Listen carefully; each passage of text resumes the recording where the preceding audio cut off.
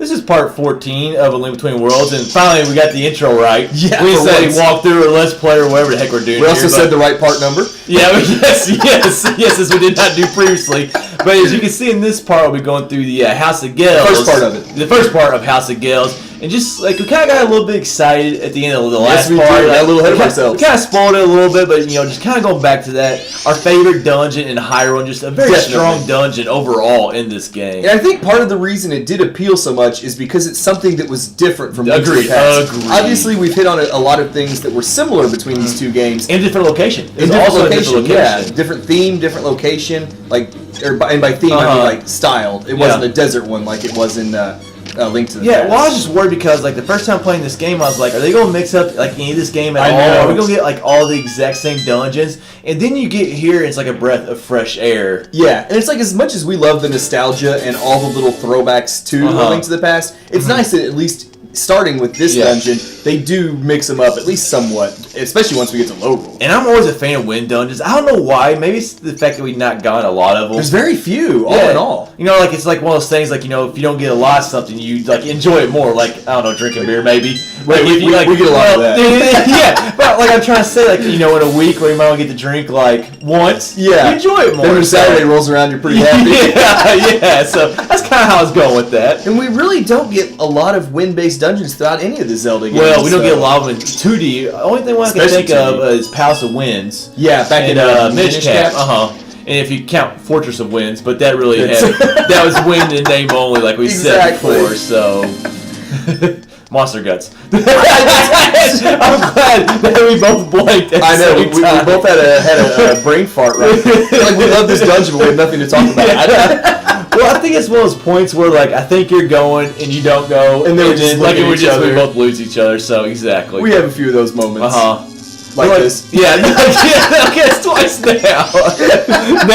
Now it's just starting to get awkward. We're off our game. Like, now I can't even think about what I liked about this dungeon now.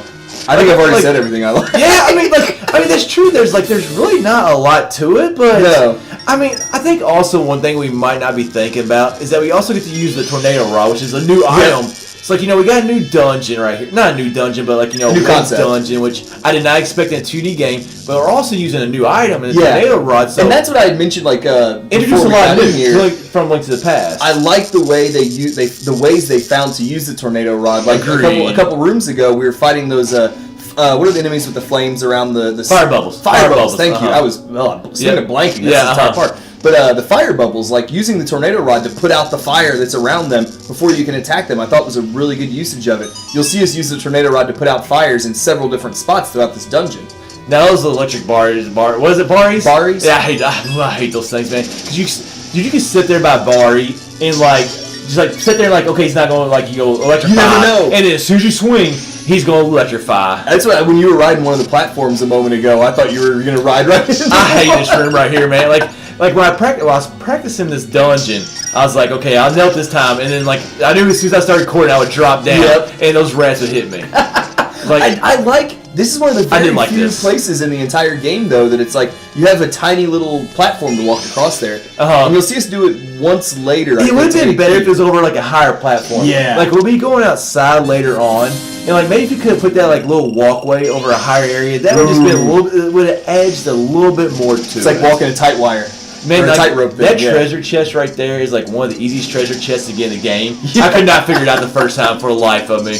It's nice to get those 100 rupees, though, and you'll see we're starting to load up on them now, finally. Well, you need them. This game is very important later on when it comes to rupees. That's probably why you might be wondering why we went ahead and collected so many of those Mei-Meis and we haven't cashed any of them in yet. We haven't had the rupees to buy the weapons yet. Well, you're not able to really do anything with the Mei-Meis until we enter the second part of the game, Lorule. Yeah. That's when you get the ability to...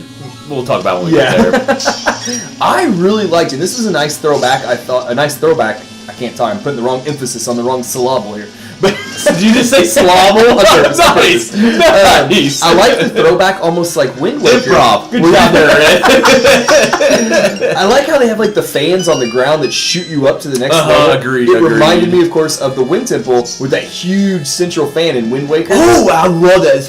That's actually one of my favorite. Oh, I'm gonna stop right now. Sidetrack. I'm gonna talk about the view because I remember the first time seeing this in this game, I was like, wow, this is awesome. And we'll actually get later on in the game, too, and just being able to see down below you. And you see the islands that it was sitting on. And, like, I mean, like, they couldn't do it, like, in Link to the Past, make it, like, obviously, scalable and actually look like it's supposed to look below. But right there, you can tell, like, that's actually how it's supposed to look to every detail. And just, Nintendo, absolutely great job right there. I just love looking down there, and it looks like exactly how it looked when you came into this dungeon. I was a huge fan of that as well. Of course, we love it anytime you're outside of it. Yes, definitely. We talked about a little bit of Tower that offers a view, too. Exactly.